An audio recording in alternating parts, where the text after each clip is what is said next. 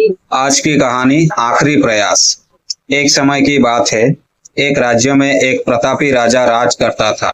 एक दिन उसके दरबार में एक विदेशी आगंतुक आया और उसने राजा को एक सुंदर पत्थर उपहार में दिया। राजा वो पत्थर देखकर बहुत प्रसन्न हुआ। उसने उस पत्थर से भगवान विष्णु की प्रतिमा का निर्माण करके उसे राज्य के मंदिर में स्थापित करने का निर्णय लिया और प्रतिमा निर्माण का कार्य राज्य के महामंत्री को सौंप दिया। महामंत्री गांव के सर्वश्रेष्ठ मूर्तिकार के पास गया और उसे वो पत्थर देते हुए बोला, महाराज मंदिर में भगवान विष्णु की प्रतिमा स्थापित करना चाहते हैं। 7 दिन के भीतर इस पत्थर से भगवान विष्णु की प्रतिमा तैयार कर राजमहल पहुंचा देना।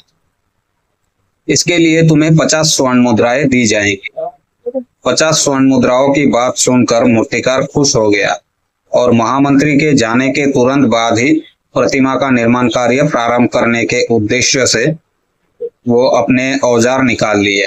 अपने औजारों में से उसने एक हथौड़ा लिया और पत्थर तोड़ने के लिए उस पर हथौड़े से वार करने लगा, किंतु पत्थर टस से मस नहीं हो रहा था। मूर्तिकार ने हथौड़े के कई वार पत्थर पर किए, किंतु पत्थर नहीं टूटा। 50 बार प्रयास करने के बाद मूर्तिकार ने अंतिम बार प्रयास करने के उद्देश्य से हथौड़ा उठाया, किंतु यो सोचकर पत्थर पर प्रहार करने के पहले ही उसने हाथ खींच लिया कि जब 50 बार वार करने से पत्थर नहीं टूटा तो अब क्या टूटेगा। वो पत्थर लेकर वापस महामंत्री के पास गया और उसे यह कहकर वापस कर आया कि इस पत्थर को तोड़ना नामुमकिन है, इसलिए इससे भगवान विष्णु की प्रतिमा नहीं बन सकती। अब महामंत्री को राजा का आदेश हर स्थिति में पूर्ण करना ही था, इसलिए उसने भगवान विष्णु की प्रतिमा निर्मित करने का कार्य गांव के एक साधारण से मूर्तिकार को सौंप दिया। पत्थर लेकर मूर्तिकार ने महामंत्री के सामने ही उस पर हथौड़े से प्रहार किया और वो पत्थर एक बार में ही टूट गया। पत्थर टूटने के बाद मूर्तिकार प्रतिमा बनाने में जुट गया। इधर महामंत्री सोचने लगा कि काश पहले वाले मूर्तिकार ने एक अंतिम प्रयास और किया होता तो सफल हो गया होता और 50 स्वर्ण मुद्राओं का हकदार बनता। सीख। दोस्तों, इस कहानी से हमें यह सीख मिलती है कि हम भी अपने जीवन में ऐसी परिस्थितियों से दो चार होते रहते हैं।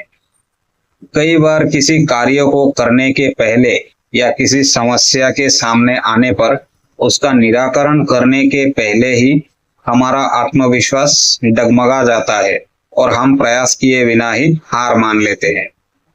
कई बार हम 1-2 प्रयास में असफलता मिलने पर आगे प्रयास करना छोड़ ही देते हैं, जबकि हो सकता है कि कुछ प्रयास और करने पर कार्य पूर्ण हो जाता या समस्या का समाधान हो जाता।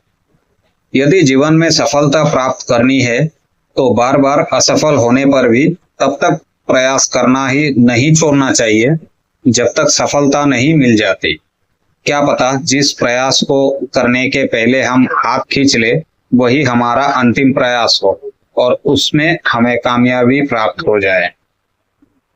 तो दोस्तों, ये छोटी सी कहानी अगर आपको अच्छा लगे तो एक लाइक जरूर करें और चैनल को सब्सक्राइब करें। धन्यवाद।